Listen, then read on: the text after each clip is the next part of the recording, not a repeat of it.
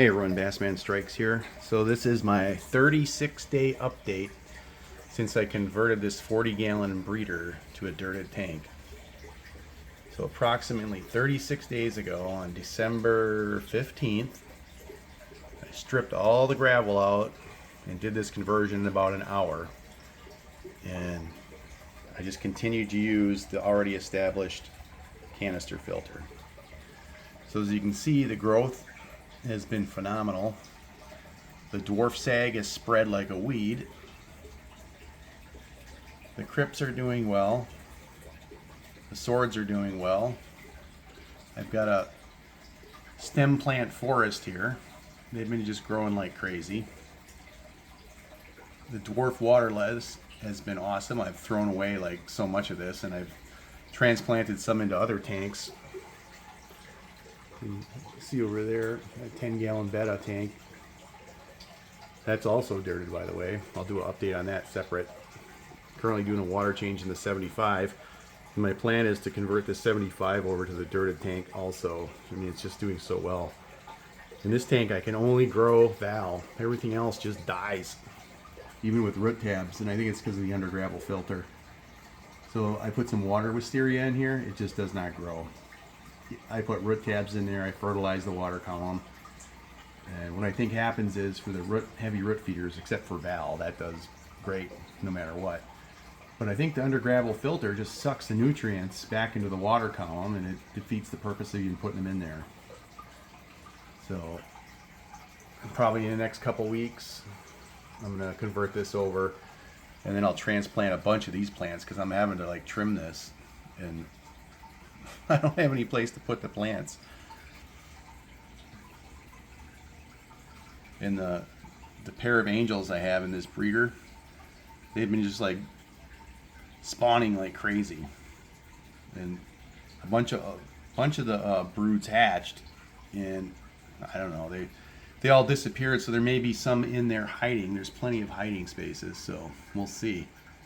And I did add CO2 about a week ago, and that really kick-started the growth. And actually, folks, the CO2 is not that big of an investment. So if you look down here, I got this brand new tank off of Amazon for $54. It's a Vivor. I got the regulator for, I believe, $50. It's a single stage. Some people will give you a crap about single stages, but this is a pretty nice one, and as long as you keep an eye on the pressure, you know, there's not going to be a tank dump.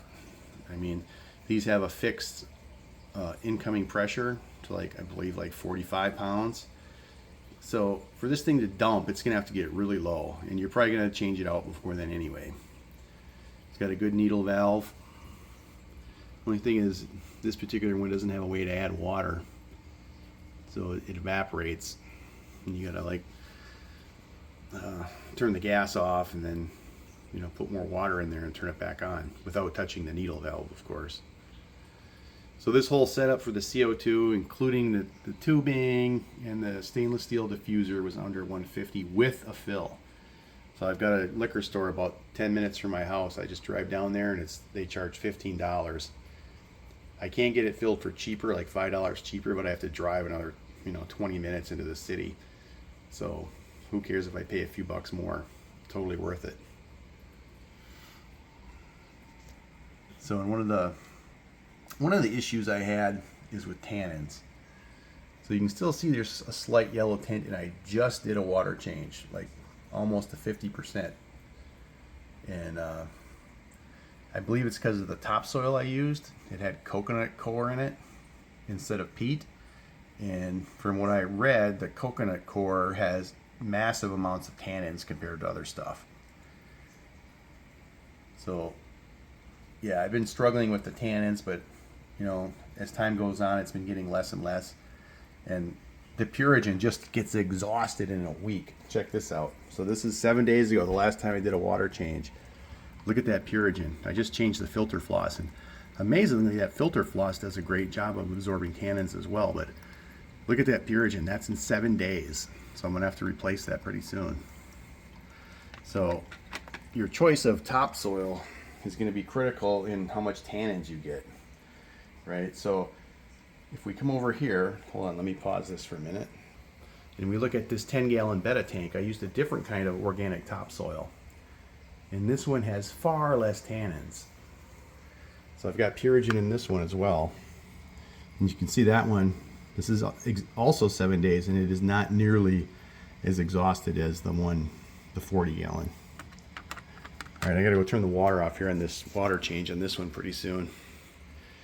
So if you guys have any questions on this dirted high-tech setup, let me know in the comments.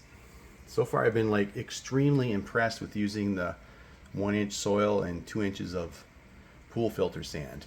And you can see there's not a lot of crud on the surface of the sand.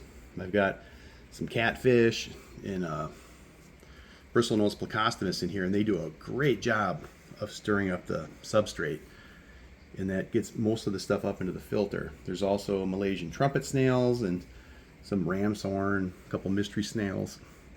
And yeah, the snail population has not exploded because I don't like overfeed everything.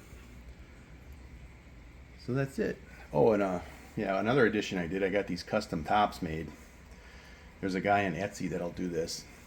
But if you order from him, don't expect, you know, to get your tops right away because they're custom and it takes him a while to make them. He's busy, but he does a pretty good job.